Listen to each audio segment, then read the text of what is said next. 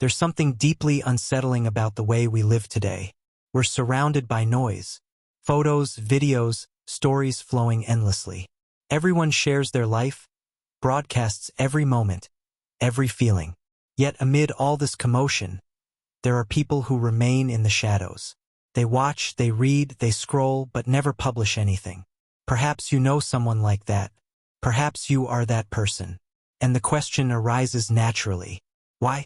Why choose invisibility in an era that rewards those who put themselves on display? It's often assumed that those who share nothing are simply shy or withdrawn. But the truth is far more complex. Behind this behavior lies an entire psychology. One that reveals much about human nature, self-perception, and a silent resistance to a culture obsessed with being seen. You see, for some people, silence isn't emptiness. It's a conscious choice. It's the power to decide what the world doesn't get to know. Because whether we admit it or not, social media has transformed how we define ourselves. It rewards those who display. It celebrates clamor. Yet those who stay in the shadows often see everything with greater clarity. They observe without needing to interfere. They reflect before reacting. They analyze before judging. Psychologists have discovered something striking. Those who refrain from posting frequently tend to show higher levels of self-control, introspection, and emotional independence. These people are less conditioned by social comparison and the search for external approval. In other words, they're not trying to prove who they are. They're trying to understand it. And in a world drowning in performances, this is a rare treasure. Because let's be honest, most of what we post isn't simple communication, it's identity construction. It's an unconscious audition for acceptance.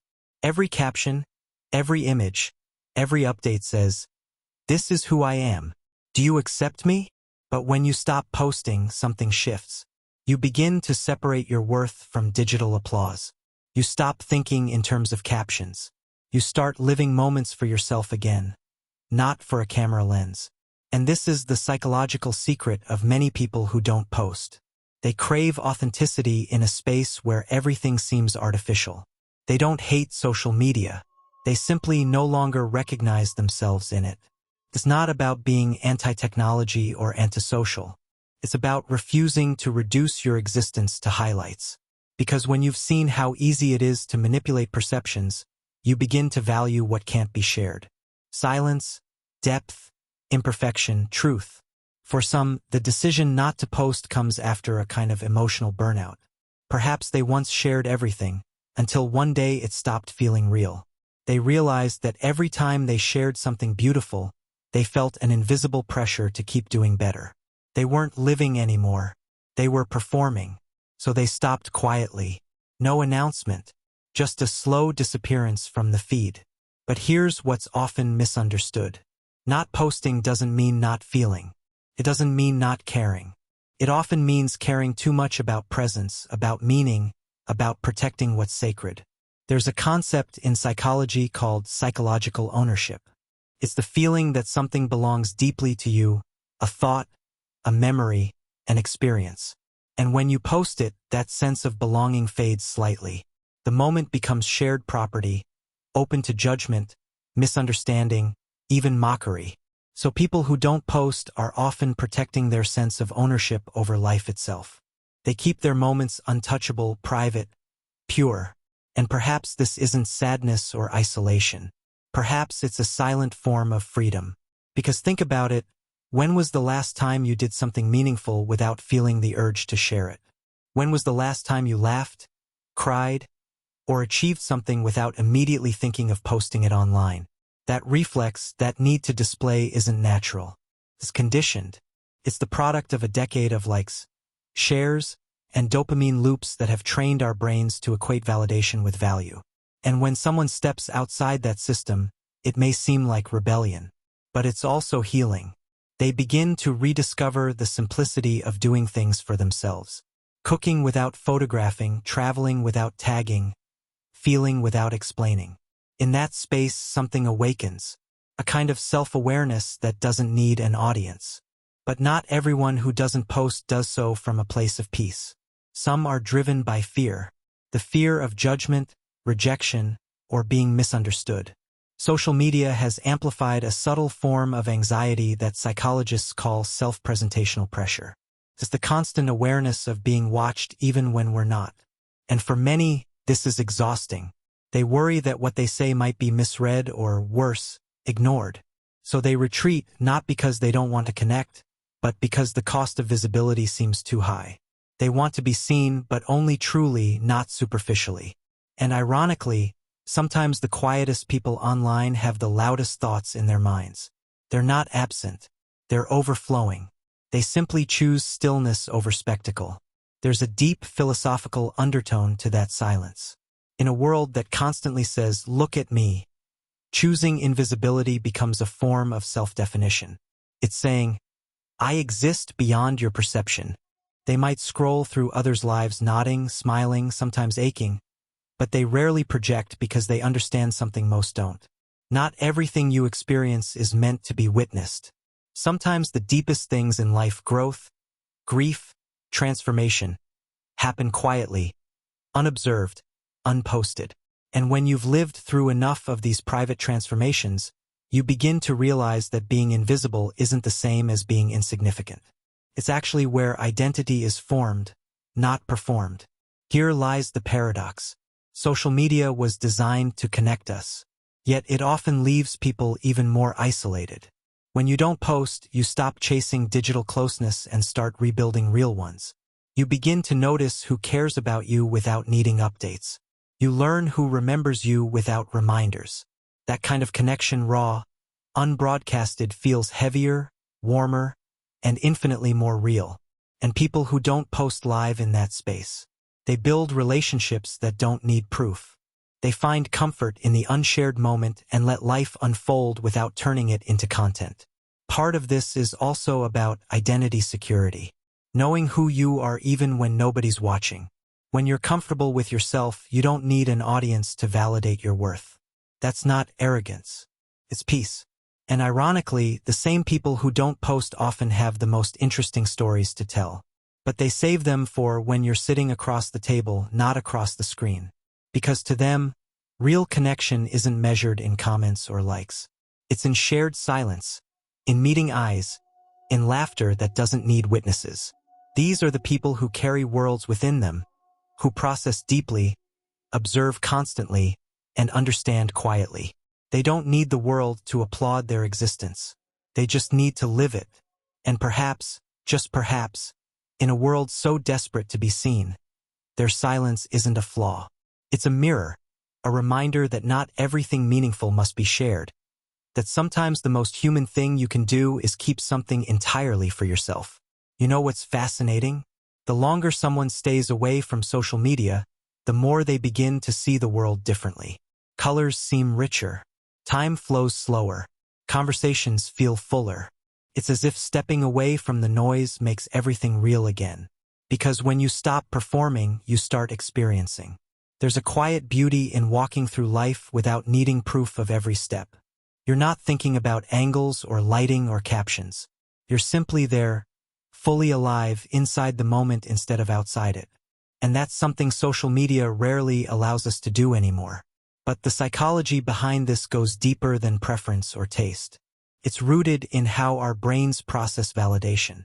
Every time we post something online and it gets attention, likes, comments, hearts, our brain releases dopamine, the same chemical involved in reward and addiction. Over time, we begin to crave that validation. We start thinking in terms of shareable experiences rather than real ones. Now, imagine someone who resists that loop. Someone who deliberately chooses to disconnect from the dopamine cycle. That's not disinterest. That's discipline. It takes awareness to resist something designed to keep you hooked. People who don't post often have a strong internal locus of control, a psychological term meaning their sense of worth and happiness comes from within, not from external approval. They don't need the digital echo of "you're enough" to believe it. And here's what's even more interesting. Studies show that people who take long breaks from posting or consuming social media content often experience a measurable increase in emotional stability and life satisfaction. Because when your sense of identity is no longer constantly mirrored back to you, it becomes solid, it becomes real. You're no longer editing your life into something digestible. You're living it in all its messy, beautiful, unfiltered complexity. And perhaps this is the real rebellion. Staying whole in a world that rewards fragments. But silence online doesn't always mean serenity. Sometimes it hides exhaustion. For many, social media became a place where they once sought connection but ended up feeling drained. There's a subtle emotional fatigue that comes from witnessing everyone's highlight reels, while you're still trying to piece together your own behind the scenes. You start comparing even when you don't mean to. You start questioning your worth even when you know better. And eventually some people decide to step aside not from bitterness but from self-preservation. They realize they don't owe the world a performance. They don't owe an explanation for their silence, and they don't need to keep proving they're happy just to be believed. This is one of the quiet truths of this generation. We've confused visibility with value. We assume that to matter we must be noticed. But real meaning doesn't need witnesses. Some of the most significant moments of your life, those that shape who you are, will happen without a single person watching. No cameras, no captions, no audience, just you. And perhaps this is what those who don't post understand best. They know that privacy isn't loneliness. It's intimacy with yourself. Because when you stop broadcasting every thought, you start hearing your own again. You start reconnecting with the parts of you that got lost in the noise. Your quiet desires, your unspoken fears, your inner compass. And that's something profoundly spiritual in today's world. It's not a withdrawal. It's a homecoming. Of course, it's not always peaceful. There are moments of doubt, of wondering if silence makes you invisible, if you're falling behind while everyone else is performing progress. But over time, you start noticing something beautiful. Your worth doesn't disappear when nobody's looking. It's still there, steady, like the hum of a quiet room after a storm. And perhaps this is what real confidence looks like. Not the loud declaration of self online, but the calm certainty of self offline. Some say, if you didn't post it, did it really happen? But the truth is, the things that shape you most rarely make it to the feed. Your growth, your heartbreaks, your private victories, your quiet acts of kindness live in memory, not in media. And perhaps that's enough. When psychologists talk about authentic self-expression, they emphasize congruence, the alignment between who you are inside and who you show to the world. But in the age of filters, that alignment is constantly distorted. You begin to live as a version of yourself curated for approval. So when someone chooses not to post, it might be their way of staying congruent, of preserving that fragile truth between their inner and outer world. They don't need everyone to see what they're feeling to validate that it's real. They don't need to capture every sunset to remember how it felt. They live their life fully and quietly. And here's the paradox. Those who live quietly often feel life most intensely. They're not distracted by the performance of it.